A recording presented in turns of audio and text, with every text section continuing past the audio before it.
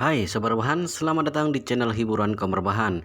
Admin akan melanjutkan membacakan cerita sebuah novel yang berjudul The Story of Yi-Chen, di mana cerita ini sangat seru, sangat menarik, sangat menghibur, sangat layak untuk diikuti dari awal hingga akhir.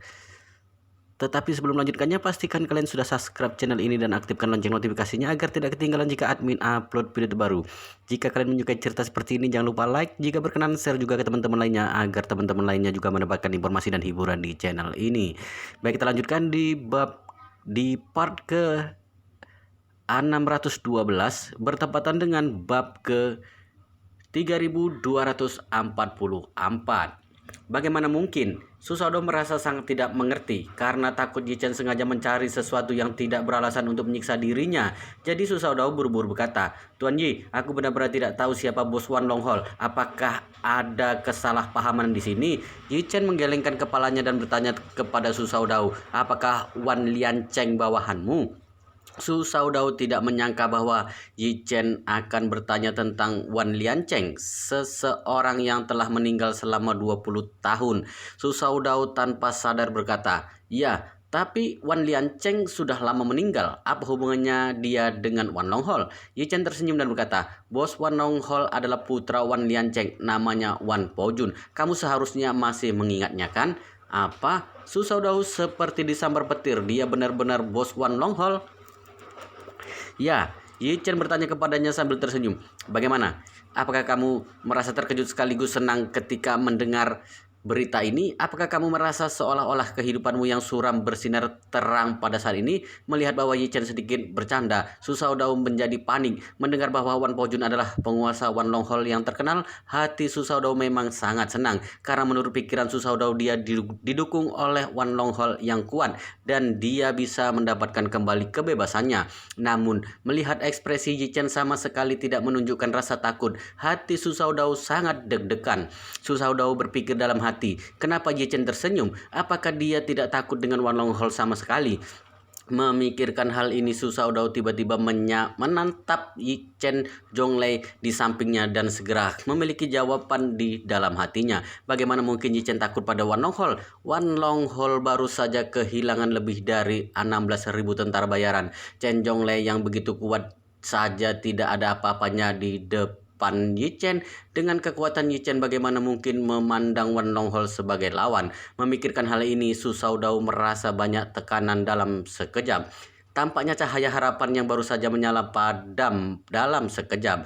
Pada saat ini Yi-Chen melanjutkan, "Kamu dan Wan Pojun belum bertemu selama 20 tahun kan?" "Ya," Susanoo mengangguk dan berkata, "Setelah ibunya bunuh diri, aku selalu ingin membawanya pulang untuk diadopsi. Tapi aku tidak menyangka dia dibawa ke luar negeri terlebih dahulu. Setelah itu, aku tidak bertemu lagi dengannya." Yi-Chen tersenyum sedikit dan berkata, "Kalau begitu, besok aku akan membiarkan kalian berdua, paman dan keponakan yang telah berpisah selama 20 tahun, untuk bertemu dan memiliki kenangan yang baik." Ketika Susanoo mendengar ini, dia dengan gugup bertanya, "Pojun, apakah dia datang ke Tiongkok?" Yi-Chen mengangguk sambil tersenyum dan berkata, "Bukan hanya datang ke Tiongkok, dia bahkan memiliki prospek. Hari ini lebih dari 100 peti mati dikirim ke keluarga Yi, mengatakan bahwa keluarga Yi harus memakai kain kabung dan mengadakan upacara pada pukul 8 besok pagi untuk menyambut peti mati orang tuanya yang akan dipindahkan ke Gunung Yeling. Kalau tidak, keluarga Yi akan dimusnahkan." Setelah mengatakan itu, tiba-tiba Yi-Chen teringat sesuatu dan berkata lagi, "Oh ya, dia bahkan mengatakan bahwa dia menginginkan peti mati orang tuaku dan setengah dari aset keluarga Yi. Bukankah dia sangat memiliki prospek?" Setelah Susanoo mendengar hal itu, dia merasa sangat pusing. Tidak tahu kenapa, ketika Susanoo melihat penampilan Yi-Chen saat ini, dia sangat yakin bahwa Wan Pojun akan dikalahkan besok. Jadi, Susanoo tanpa sadar berkata, "Tuan Yi, Pojun pasti menyalahkan keluarga Yi karena kematian orang tuanya tahun itu. Tolong anggap dia sedang ingin membalas dendam demi orang tuanya saja. Tidak perlu berurusan dengannya." Yi-Chen mengangkat alisnya dan bertanya sambil tersenyum, "Kenapa? Kamu meremehkannya?" Ketika Susanoo mendengar pertanyaan Yi-Chen, dia tidak bisa menahan tawa pahit dan berkata, "Aku tahu kemampuan Tuan Yi. Setelah Susaudo selesai berbicara, dia melihat Chen Jonglei di sampingnya dan tersenyum pahit. Bukankah dia adalah salah satu dari 4 raja perang di Wanlong Hall? Bisa dikatakan sebagai orang kuat kedua setelah Po Jun. Tapi di depan Tuan Yi, dia bahkan tidak bisa menatapmu. Jadi sepertinya kekuatan Po Jun tidak ada apa-apanya dibandingkan dengan Tuan Yi. Yi Chen tersenyum sedikit memandang Chen Jonglei di sampingnya dan bertanya kepadanya, Chen Jonglei, bagaimana kekuatan bosmu? Chen Jonglei berkata dengan hormat, bos adalah prajurit bintang 8 dan kekuatannya jauh lebih tinggi daripada milik saya. Yi Chen mengangguk dan bertanya lagi, lalu menurutmu siapa yang lebih kuat di antara kita berdua? Chen Jonglei berkata tanpa ragu, Anda pasti lebih kuat. Meskipun kekuatan saya tidak sebaik bos, tapi setidaknya saya bisa bersaing langsung dengan bos selama puluhan putaran. Tapi dengan Anda, saya tidak punya kekuatan untuk melawan. Selama ini kesadaran Chen Jonglei dilumpuhkan oleh Yi Chen. Sebagian besar apa yang dikatakan dan lakukan tidak selaras. Tapi kali ini kesadaran dan gerakan tubuh Chen Jonglei secara mengejutkan jadi sangat selaras. Meskipun Chen Jonglei tidak tahu kekuatan supranatural apa yang digunakan Yi Chen untuk sepenuhnya melumpuhkan kesadarannya secara langsung, tapi Chen Jonglei tahu bahwa metode Yi Chen lebih tinggi dari seni bela diri. Kesenjangan ini seperti kesenjangan antara senjata dingin dan senjata panas tidak dapat dibandingkan. Yi Chen mendengarkan apa yang dikatakan Chen Jonglei, mengangguk dan tersenyum. Prajurit bintang 8 juga tidak mudah. Wan Po Jun pasti telah banyak menderita dalam 20 tahun terakhir untuk mencapai tingkat itu kan? Chen Jonglei mengangguk dan berkata, bos adalah seorang ahli seni bela diri yang langka di dunia dan ada seorang guru master di belakangnya. Taktik awalnya jauh lebih tinggi daripada kebanyakan orang seni bela diri dan karena bos ingin membalas dendam orang tuanya untuk tujuan ini, dia berlatih sepanjang waktu hanya untuk mencapai kekuatannya saat ini. Yi Chen tersenyum acuh tak acuh dan berkata, dia menanggung penghinaan selama 20 tahun dan pada akhirnya dia hanya datang untuk dikubur bersama peti mati orang tuanya. Memikirkan hal ini, aku merasa nasibnya benar-benar menyedihkan. Setelah itu Yi Chen memandang Su Shaodao dan berkata sambil tersenyum, Tuan Su, istirahatlah dengan baik malam ini. Aku harus bangunkan pagi besok untuk bertemu dengan keponakanmu. Aku tidak mengganggu kalian lagi. Su Shaodao sangat gemeteran. Segera Yi Chen memandang He Hongseng dan menginstruksi Tuan He, kirim mereka ke Gunung Yeling sebelum pukul 7 pagi besok. Aku akan menunggu di Gunung Yeling. He Hongseng segera mengepalkan kedua tangan dan berkata dengan hormat, Tuan Yi, tenang saja. Saya pasti akan mengantarkan keduanya ke Gunung Yeling secara langsung besok pagi. Yi Chen mengangguk dan berkata sambil tersenyum tipis, kalian sudah bekerja keras. Setelah besok aku akan memberimu hadiah yang bagus. Su Shaodao berkata dengan panik, Tuan Yi, Po Jun tidak tahu wajah aslimu. Tolong biarkan dia hidup besok karena dia hanya ingin membalaskan dendam orang tuanya. Yi Chen mencibir, Tuan Su, kalau kamu melakukan kesalahan, kamu harus menanggung konsekuensinya. Kamu sudah hidup selama 50 tahun. Apakah kamu tidak memahami kebenaran ini? Setelah itu Yi Chen berkata lagi, andai saja kamu tidak memimpin pembentukan aliansi anti Yi saat itu, kamu sekarang pasti sudah sangat bahagia bersama istri dan anakmu, bukannya dikurung di sini. Su Shaodao berkata dengan gugup, Tuan Yi, bukan itu yang aku maksud. Aku hanya berpikir bahwa Po Jun memiliki kehidupan yang sulit. Dia juga ingin membalas dendam orang tuanya saat ini. Seharusnya bisa dimaafkan. Yi Chen berkata dengan dingin, kedua orang tuanya meninggal karena bunuh diri, balas dendam yang harus dia lakukan. Selain itu, kalau dia memang ingin membalas dendam orang tuanya, untuk apa dia mengambil kuburan orang tuaku? Sebelum membunuhnya besok, aku akan menginjak kepalanya dan bertanya padanya siapa yang sudah mengajarinya. Su Shaodao terkejut dan ingin mengatakan sesuatu, tapi ketika kata-katanya hampir keluar dari mulutnya, dia dengan cepat menelannya kembali. Su Shaodao tahu bahwa Wan Po Jun sudah sangat menyinggung Yi Chen kali ini. Jika anak ini datang untuk melakukan konfrontasi pada keluarga Yi secara langsung, alasan ini masih bisa dimengerti. Akan tetapi kenapa Wan Po Jun ingin mengambil kuburan Yi Changying dan istrinya? Kalau bukan bunuh diri, apa lagi?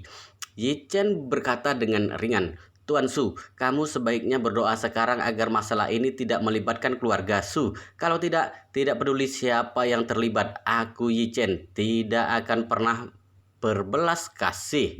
Su Xiaodou kaget dengan Yi Chen yang penuh aura pembunuhan. Saat ini hanya ada satu pemikiran di benaknya, yaitu berharap keluarga Su jangan sampai ikut campur dalam masalah ini. Lebih baik jangan ada hubungan sedikit pun dengan hal ini. Tapi dia tidak tahu kalau ayahnya saat ini sedang tidak sabar menunggu besok pagi untuk pergi ke Gunung Yeling bersama Wan Po Jun untuk menyaksikan kehancuran keluarga Yi. Saat ini Su Chengpeng makan malam sambil menunjuk beberapa mangkuk dengan sumpit. Ansun kurang meriah kalau makan malam tanpa anggur. Su Ansun tersenyum. Tuan, dokter meminta Anda berusaha untuk tidak minum anggur. Bukankah Anda harus bangun pagi besok? Aku takut terjadi sesuatu, jadi tidak menyiapkannya. Su Chengpeng berkata, aku tanya padamu, hari apa ini? Su Ansun buru-buru berkata, tanggal 4 April. Kenapa? Su Chengpeng marah. Omong kosong. Aku juga tahu kalau ini tanggal 4 April. Maksudku adalah hari besar apa hari ini? Mata Su Ansun berkedip dan segera berpikir, lalu berkata, Tuan, hari ini Wan Longhol akan pergi mencari keluarga Yi untuk mempermalukannya. Su Chengpeng tertawa dan berkata, benar, bukankah hari ini lebih menggembirakan daripada tahun baru? Jadi aku harus minum sedikit anggur di hari yang membahagiakan ini untuk merayakan 100 lebih peti mati yang dikirim Wan Po Jun ke kediaman keluarga Yi dan makam Yi Changying yang akan dihancurkan besok pagi. Su Ansun buru-buru mengangguk. Tuan benar, aku akan pergi mengambilnya sekarang. Anggur apa yang ingin Anda minum? Su Chengpeng mengangguk dengan senang dan berkata sambil tersenyum, ambil Mau Tai yang paling bagus. Siapkan 1 gelas lagi. Aku akan bersulang untuk Yi Changying. Hahaha. Su Ansun segera membawakan Mau Tai terbaik sekalian membawakan 2 gelas anggur. Su Chengpeng meletakkan sumpit lalu tertawa. Tuang sampai penuh. Su Ansun segera membuka anggur dan menuangkannya 2 gelas. Su Chengpeng mengangkat 1 gelas dan menghabisinya sambil tersenyum. Aduh, orang akan merasa bersemangat saat bahagia sehingga anggur ini terasa lebih enak dari biasanya. Setelah itu dia mengangkat gelas satunya lagi dan tersenyum dingin. Yi Changying, waktu itu kamu sangat terkenal di Yanjing, tapi kamu pasti tidak menduga kalau 20 tahun kemudian putra Wan Liancheng akan menghancurkan makammu, bukan? Saat mengatakan ini Su Chengpeng mendengus, lalu menuangkan anggurnya ke lantai. Dia dan tersenyum licik. Ayo keponakanku, minumlah. Setelah besok kamu akan menjadi hantu gentayangan. Hahaha. Di sisi lain, setelah Yi Chen meninggalkan pertanian, dia meminta Tang Sihai mengantarnya kembali ke kediaman keluarga Gu. Dalam perjalanan pulang, Yi Chen berpesan asisten Tang, setelah pulang, minta semua orangmu untuk memperhatikan pergerakan orang-orang keluarga Yi dan lihat siapa yang diam-diam keluar membeli baju duka di malam hari. Jika ada yang keluar, maka kirim orang mengawasinya setelah ambil foto untuk dijadikan bukti. Setelah aku membereskan Wan Po Jun besok, aku akan membuat perhitungan dengan mereka. Tang Sihai berkata tanpa ragu. Baik Tuan Muda, aku akan pergi mengaturnya. Yi Chen mengangguk dan bergumam.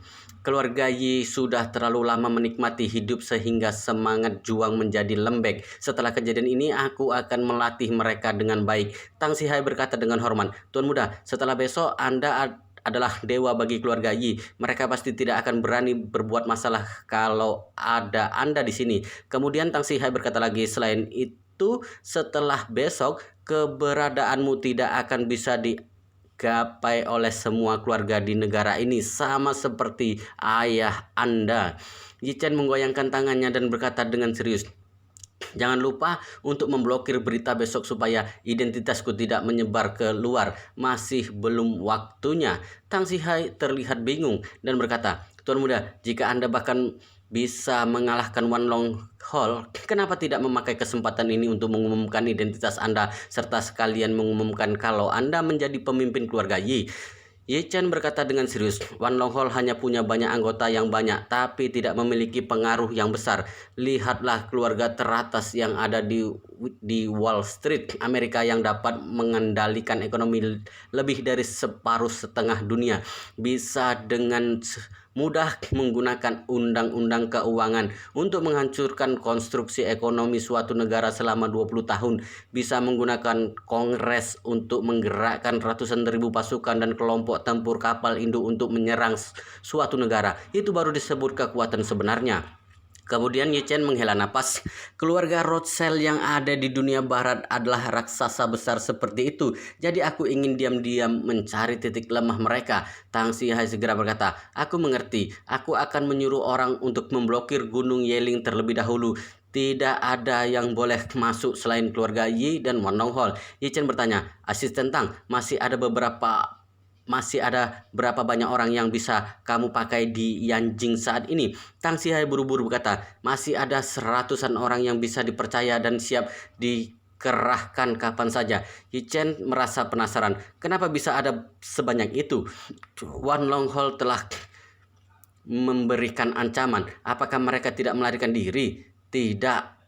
Orang-orang ini pernah mendapatkan pertolongan ayah Anda dulu dan mereka berkumpul bersama dengan harapan untuk membalaskan dendam ayah Anda. Mereka tetap tidak takut meski harus mengorbankan nyawa. Ada yang ingin mengusik ketenangan ayah Anda sekarang dan kami telah membuat persiapan untuk melawan habis-habisan. Bagaimana mungkin akan melarikan diri di saat terakhir? Tang Sihai berkata dengan hormat. Setelah itu dia berkata lagi, Anda kenal beberapa di antara mereka.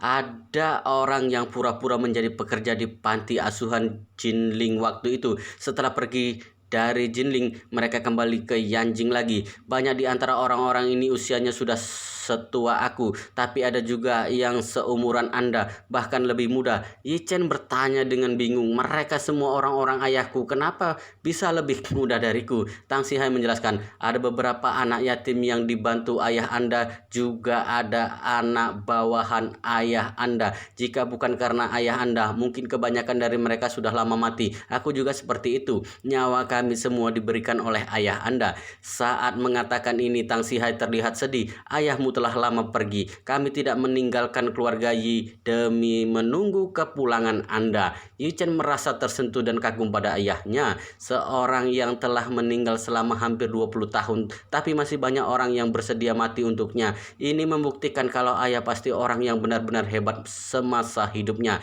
Saat ini Tang Sihai sudah menghentikan mobil di depan kediaman keluarga Gu. Tang Sihai turun dari mobil untuk membuka pintu dan berkata dengan hormat, Tuan muda, istirahatlah. Aku akan mengurus masalah kecil lainnya. Baik, asisten Tang telah bekerja keras. Cepat istirahat juga. Ye Chen mengangguk. Terima kasih Tuan muda. Setelah pamit dengan Tang Sihai, Gu Qiuyi langsung keluar begitu Ye Chen masuk. Dia berlari ke depan Ye Chen dengan mata memerah dan memeluknya serta berkata, Kakak Ye Chen, aku ingin menemanimu di Gunung Yeling besok. Ye Chen bertanya saat melihatnya menangis. Ada apa? Kenapa menangis? Gu Qiuyi berkata dengan suara serak. Kak Ye Chen, tidak lama setelah kamu pergi hari ini, ayah mendengar kalau Wan Longhol ingin mencari masalah denganmu sehingga dia sibuk memohon bantuan seharian, tapi tidak ada yang bersedia membantu. Saat pulang, tekanan darah tingginya kambuh, bahkan sampai tidak bisa berdiri. Hari ini Yu Yanzhong keluar mencari bantuan di luar begitu mendengar Wan Longhol membuat masalah di kediaman keluarga Yi. Dia awalnya ingin mengandalkan koneksinya untuk membantu Ye Chen, tapi semua anggota keluarga besar di Yanjing takut dengan masalah ini. Nama dan kekuatan Wan Longhol sangat kuat. Jadi semua orang di keluarga besar Yanjing telah menyimpulkan kalau keluarga Yi akan berakhir. Jadi tidak ada seorang pun yang ingin berhubungan dengan keluarga Yi pada saat ini. Inilah sebabnya kenapa Su Chengpeng begitu cepat merayakan kebahagiaannya. Karena di mata semua orang, keluarga Yi tidak mungkin melepaskan diri kali ini. Wan Longhol sama seperti kendaraan berlapis baja yang akan menghabisi keluarga Yi dengan mudah. Jadi semua orang menolak saat mendengar Gu Yanzhong ingin memberikan bantuan ke Gunung Yeling. Jangankan membantu, mereka bahkan tidak bersedia bicara lebih banyak dengan Gu Yanzhong dan langsung mengantarnya keluar begitu melihatnya. Gu Yanjong sia-sia sibuk sepanjang hari dan juga merasa marah. Karena itulah tekanan darah tingginya naik sehingga hampir membuatnya pingsan. Saat ini dia berbaring di ruang tamu untuk menurunkan tekanan darah. Lin Wan Qiu sedang menjaganya. Yi Chen buru-buru berkata setelah mendengarnya, bahwa aku bertemu Paman Gu, dia sudah minum pil permajaan, kenapa bisa tekanan darah tinggi? Setelah itu Yi Chen masuk ke dalam villa bersama Gu Kuyi. Dia melihat Gu Yanjong berbaring di sofa dan sedang diinfus sambil marah. Dasar egois, mereka biasanya selalu menempel denganku, tapi satu persatu menolakku begitu meminta bantuan mereka. Benar-benar bajingan. Lin Wan Qiu terus menenangkannya. Sudahlah, redakan emosimu dulu. Jangan sampai sakit karena orang-orang itu. Gu Yanjong berkata dengan kesal. Aku bukan marah tapi panik. Aku takut Yi Chen tidak bisa menang melawan Wan Longhol brengsek itu. Yi Chen tertawa saat melihatnya. Paman Gu tidak perlu khawatir. Tidak peduli seberapa hebat Wan Longhol dan Wan Pojun itu besok. Aku pasti bisa menghadapinya. Suami istri itu buru-buru menoleh saat mendengar suara Yi Chen. Gu Yanjong berusaha bangun dan berkata, Yi Chen sudah kembali. Yi Chen mengangguk dan datang menghampiri. Paman Gu, Bibi Lin, Wan Longhol tidak perlu ditakuti sama sekali. Jadi kalian tidak perlu mengkhawatirkanku. Gu Yanjong bertanya dengan kaget. Yi Chen, kamu punya cara untuk menghadapi Wan Longhol? Yi Chen berkata sambil tersenyum. Tidak perlu memikirkan cara untuk sosok sekecil itu. Kemudian menambahkan, aku sebenarnya terus menunggu Wan Pojun datang. Aku akan menghancurkannya kalau dia berani datang. Kemudian menjadi pemimpin keluarga Yi. Saat mengungkit hal ini, Yi Chen mengangkat bahunya. Jika dia tidak datang, aku benar-benar tidak tahu harus mulai dari mana untuk mengambil alih jabatan pemimpin keluarga. Tuan besar sedang berada dalam masa kejayaan sehingga aku tidak bisa mengambil posisinya begitu saja. Gu Yanjong langsung senang dan berkata penuh semangat. Yi Chen, benarkah seperti itu? Yi Chen mengangguk. Tentu saja. Bagaimana mungkin aku berbohong kepada Anda? Bukankah Anda ingin aku menjadi pemimpin keluarga untuk meneruskan warisan ayahku, lalu membuat keluarga Yi bersinar? Pepatah mengatakan yang lama tidak pergi, maka yang baru tidak akan datang. Jika keluarga Yi baik-baik saja, bagaimana mungkin mereka memberikan posisi pemimpin keluarga kepadaku? Jadi cara terbaik adalah berdiri setelah hancur. Dan Wan Pojun adalah perlu yang membantuku menghancurkan keluarga Yi. Gu Yanjong tercengang beberapa saat setelah mendengarnya, kemudian bertanya tanpa sadar, Yi Chen, kekuatan Wan Longhol sangat besar dengan anggota puluhan ribu orang. Bagaimana kamu bisa menghadapi begitu banyak orang sendirian? Yi Chen berkata sambil tersenyum. Paman Gu tidak perlu khawatir. Anggota Wan Longhol memang sangat banyak, tapi kebanyakan itu adalah orang sewaan. Mereka akan segera kabur jika terjadi sesuatu, sedangkan anggota inti mereka hanya sekitar 100 orang. Jadi tidak perlu ditakuti. Kemudian Yi Chen berkata lagi, mereka tidak berani membawa begitu banyak orang masuk ke Tiongkok secara terang-terangan. Paling-paling hanya beberapa anggota penting yang diam-diam menyelinap masuk. Gu Yanjong berkata lagi, tapi aku dengar orang kepercayaan mereka semuanya adalah master seni bela diri. Apakah kamu bisa menghadapinya? Yi Chen tersenyum. Aku pernah bertarung dengan Wan Longhol saat berada di Timur Tengah beberapa waktu yang lalu. Mereka kehilangan ribuan nyawa dan puluhan ribu orang lebih yang menjadi tawanan. Di antara mereka ada 4 raja perang yang kekuatannya di bawah Wan Pojun. Mereka bahkan tidak ada apa-apanya di depanku. Aku sudah menangkapnya dia dan meminta orang membawanya ke Yanjing dan akan membawanya ke Gunung Yeling besok. Mata Gu Yanjong melotot. Yi Chen, beredar kabar di dunia persilatan kalau Wan Longhol mengalami kegagalan besar di Timur Tengah. Apakah masalah ini ada kaitannya denganmu? Yi Chen mengangguk. Bisa dibilang seperti itu. Sebagian besar kegagalan mereka karena diriku. Gu Yanjong kaget untuk waktu yang lama, lalu tertawa kencang. Hahaha, bagus sekali. Jika seperti itu, Wan Longhol sama sekali bukan musuh, tapi teman yang datang dari jauh. Setelah itu dia mencabut jarum infus di pergelangan tangannya dan berkata kepada Lin Wan Qiu, istriku, cepat siapkan makanan dan anggur. Aku akan minum dengan Yi Chen malam ini. Lin Wan Qiu juga merasa senang, tapi dia tidak menyangka kalau suaminya yang barusan masih diinfus obat penurun tekanan darah ingin minum sekarang. Jadi dia tertawa tanpa daya. Kamu sedang diinfus, mana boleh minum. Gu Yanjong malah membantahnya. Minum, harus minum. Hal ini lebih menggembirakan daripada tahun baru. Tentu saja harus minum. Gu Yanjong tidak tahu kalau Su Chengpeng juga berpikir seperti itu saat ini. Malam ini Yanjing tiba-tiba gerimis.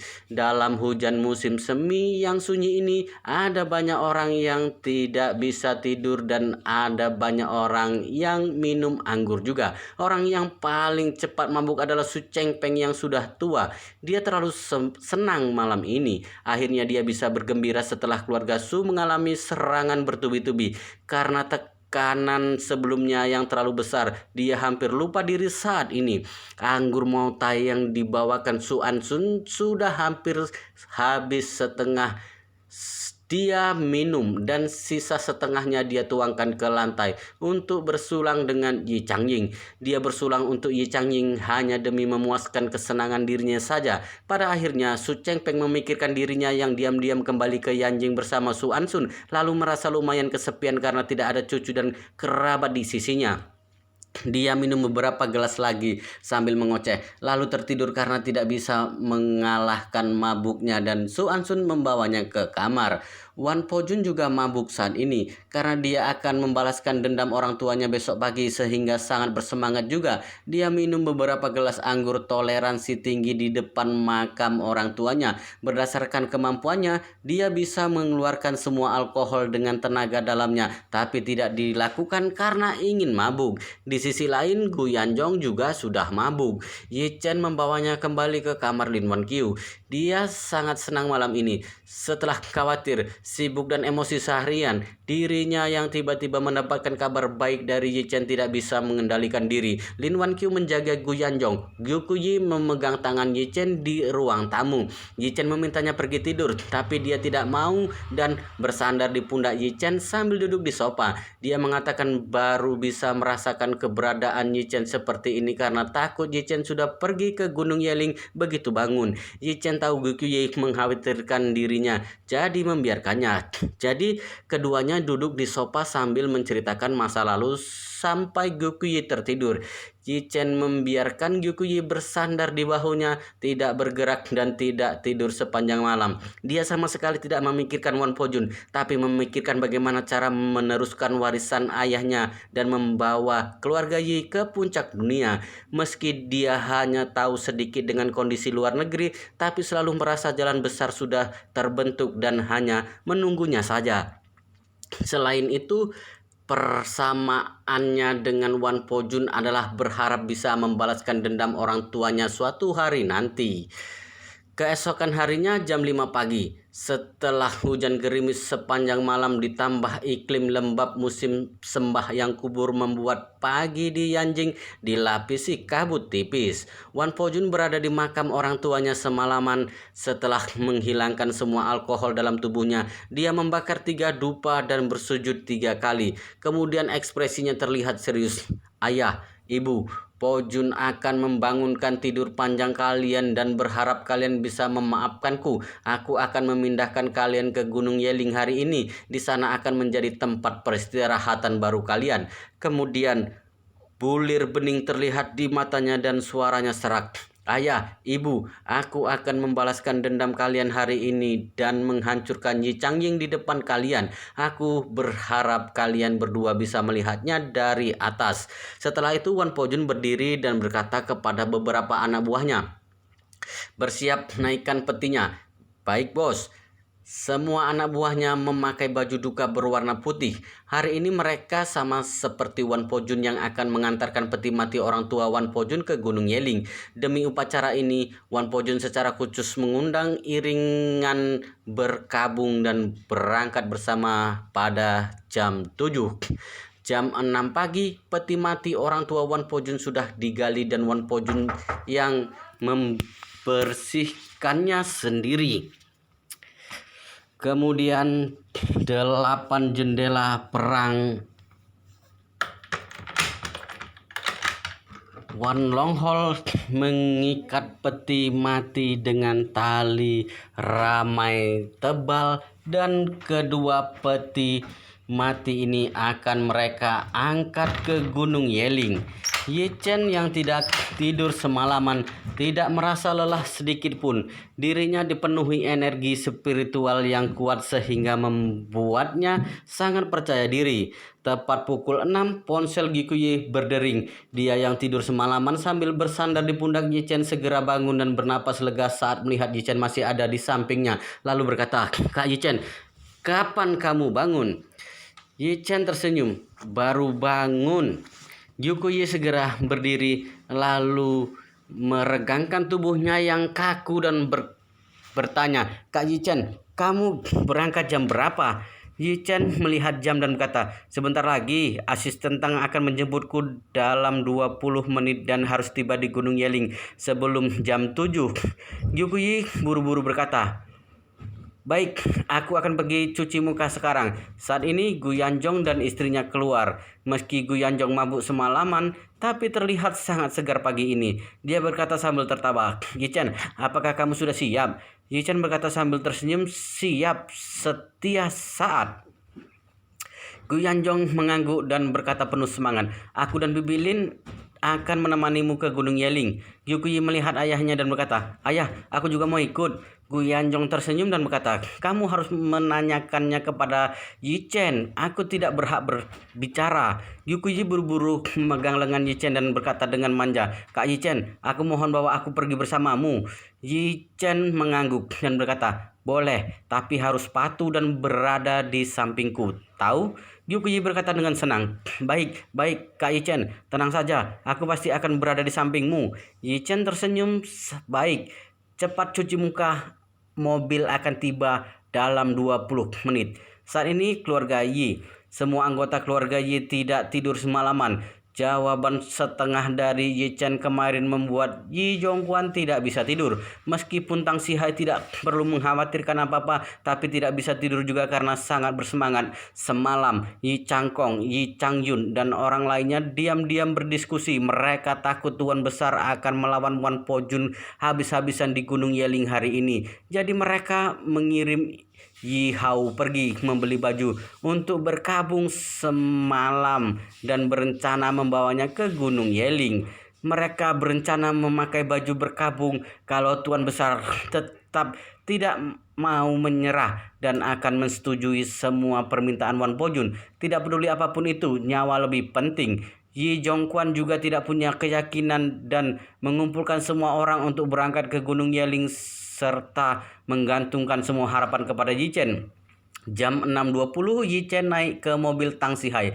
Keluarga Gu membawa mobil sendiri dan ikut berangkat ke Gunung Yeling. Setelah mobilnya jalan, Tang Sihai berkata kepada Yi Chen, "Tuan Muda, semalam Tuan Muda Yi Peng, Tuan Muda Yi Hao, dan paman keempat Anda diam-diam keluar. Orang-orangku mengikuti mereka dan menemukan kalau mereka membeli banyak baju berkabung dalam jumlah banyak di tempat yang berbeda." Yi Chen mendengus. "Baik, setelah aku membereskan Wan Pojun, aku akan menghukum keturunan yang tidak berbakti di depan leluhur keluarga Yi." Tang Sihai berkata lagi, "Tuan Muda, kerabat keluarga Yi yang ada di Hotel Buckingham Palace mulai melarikan diri satu persatu sejak kemarin sore dan sampai saat ini sudah hampir pergi semuanya."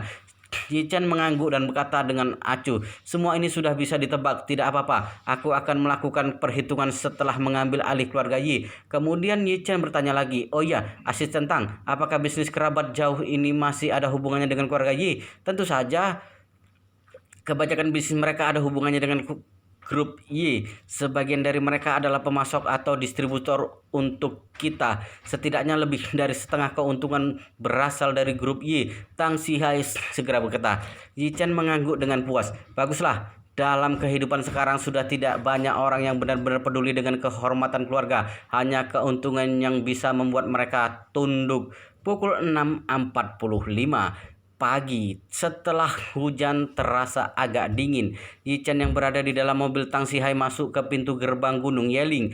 Di luar gerbang saat ini lebih dari 30 pria paruh baya yang sudah berubah memakai jas hitam yang sama dan berdiri di tengah jalan dalam 3 barisan. Di antara 30 orang lebih ini, orang yang paling tua tampaknya sudah berumur 60-an dan yang paling muda sekitar 40-an. Mereka terlihat serius dan menganggap kematian bukan hal yang menakutkan. Saat mobil Tang Sihai tiba, mereka segera memberikan jalan.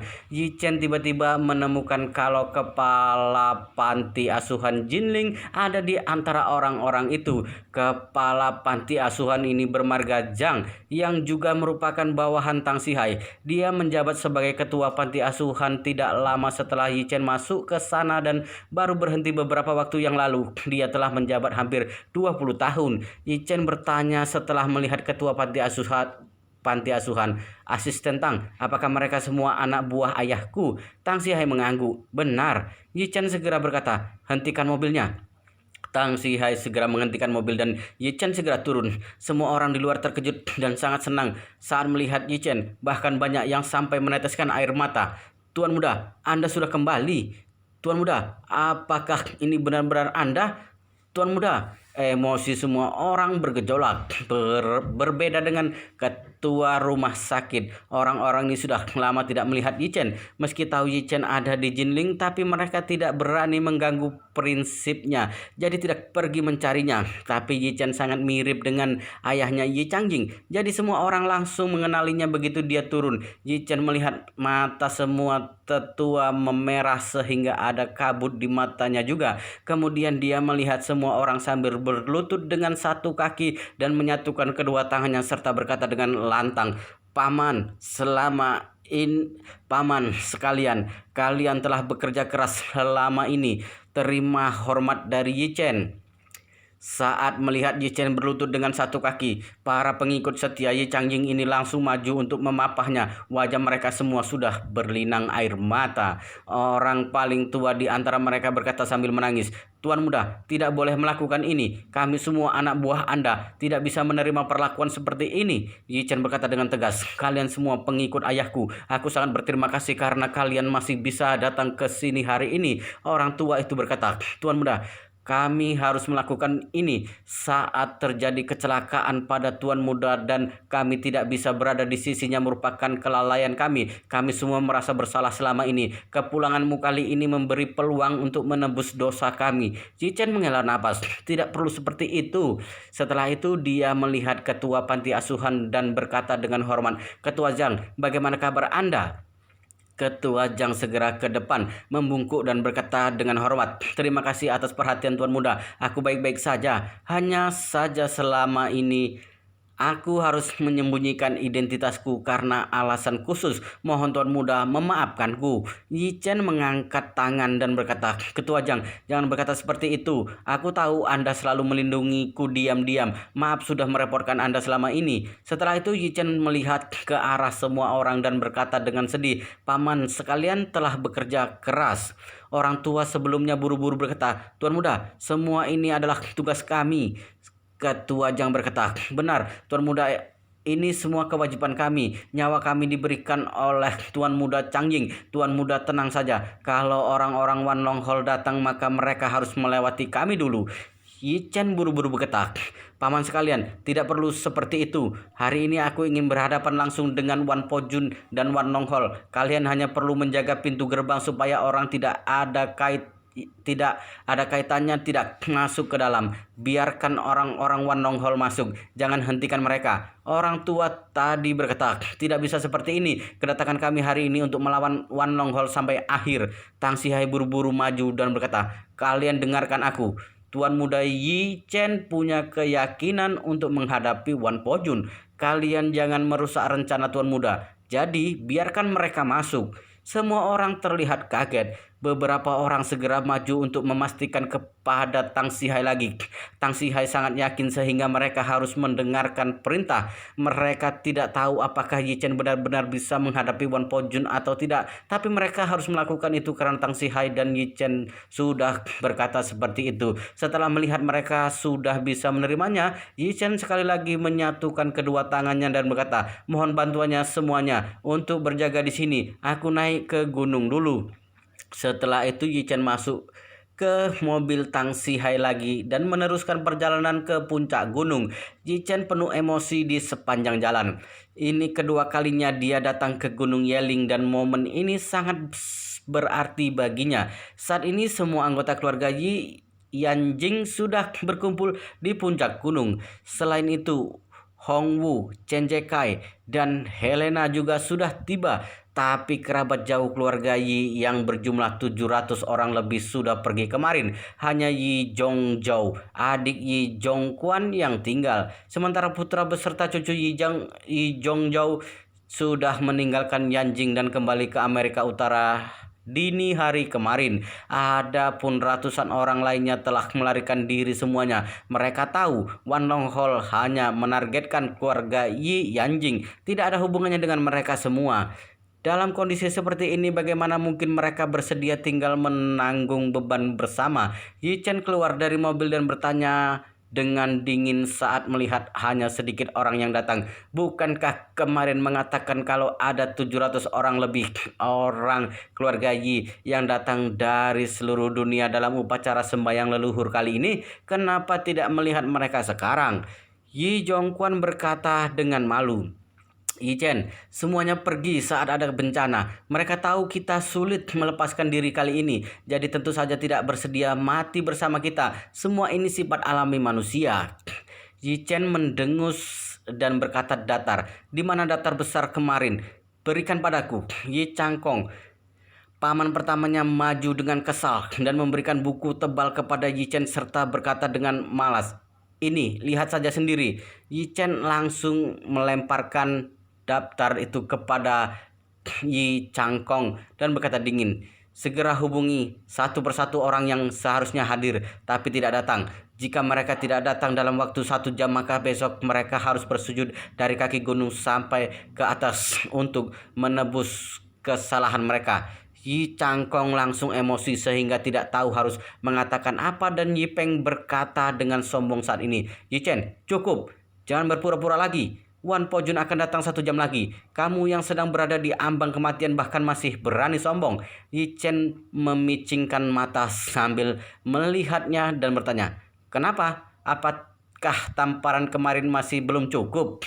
Yi Peng mundur beberapa langkah karena ketakutan dan berkata dengan kesal, Baik, aku akan diam. Lagi pula tinggal 1 jam lagi. Aku sedang menunggu dan melihat bagaimana kamu menghadapi Wan Pojun. Yichen malas memedulikannya lalu melihat Yi Changkong dan berkata, segera hubungi mereka satu persatu. Yi Changkong tidak punya pilihan dan mengeluarkan ponsel dan menghubungi orang satu persatu. Dia melakukan puluhan panggilan tapi tidak ada satu pun yang bisa dihubungi. Yi Changkong merentangkan tangan dan tanpa daya. Mereka semua telah mematikan ponsel dan aku percaya baru akan membuka ponselnya besok. Yichen mengangguk tanpa ekspresi dan berkata, baik, maka 700 orang lebih akan bersujud di bawah ke atas, dari bawah ke atas. Saat ini setelah bertemu dengan pengikut setia Yi Changjing di bawah gunung, mobil Gu Yanjong mulai naik ke atas. Mobil berhenti dan keluarga Gu keluar sehingga semua anggota keluarga Yi kaget. Yi Zhongquan merasa heran dan bertanya kepada Gu Yanjong, Yanjong, kamu kenapa ada di sini? Gu Yanjong maju ke depan dan berkata dengan hormat, Paman Yi, Changjing adalah kakakku dan Yichen adalah calon menantuku. Bagaimana mungkin aku tidak datang di hari sepenting ini? Mata Yi Zhongquan memerah lalu menghela napas. Yanjong, paman tahu kamu sangat setia, tapi ini bukan masalah kecil. Paman sarankan kamu cepat bawa istri dan anakmu pulang. Keluarga Yi tidak bisa buatmu ikut terlibat. Gu Yanjong berkata dengan tegas, Paman Yi, jangan berkata seperti itu. Anda seharusnya tahu denganku, aku tidak akan meninggalkan Gunung Yeling sebelum masalah hari ini selesai. Yi Zhongquan ingin mengatakan sesuatu tapi dia berpikir sejenak dan pada akhirnya berkata, Yanjong, kamu sangat baik. Changjing tidak salah melihat orang. Anggota keluarga Yi merasa marah. Yi Changkong juga kesal karena dia dan putranya diabaikan tuan besar kemarin. Tapi Gu Yanjong bahkan mendapat pujian sehingga merasa semakin kesal dan mengeluh. Gu Yanjong, keluargamu sangat kaya. Kalau benar-benar datang membantu, kenapa tidak membawa orang ke sini? Apa yang kalian bertiga bisa lakukan? Gu Yanjong berkata dengan serius, Kak Cangkong, aku awalnya ingin membawa semua orang keluargaku ke sini, tapi aku melupakan niatku karena akan menyusahkan Yi Chen nanti. Yi Cangkong berkata dengan sinis, menyusahkan? Wan Nonghol akan datang jam 8. Aku benar-benar ingin melihat bagaimana dia akan menghadapinya. Mata Yi Zhongquan melotot dan hendak menegurnya, tapi Tang Sihai mendapat laporan dari walkie-talkie sehingga buru-buru mencari Yi Chen dan berkata, Tuan Muda, orang-orang di bawah mengatakan ada beberapa mobil bersikeras naik dan bilang kalau mereka orang Anda yang bermarga He. Yi Chen mengangguk dan berkata, memang orangku, biarkan mereka naik. Baik, Tang Sihai segera berkata di walkie-talkie, biarkan mereka naik.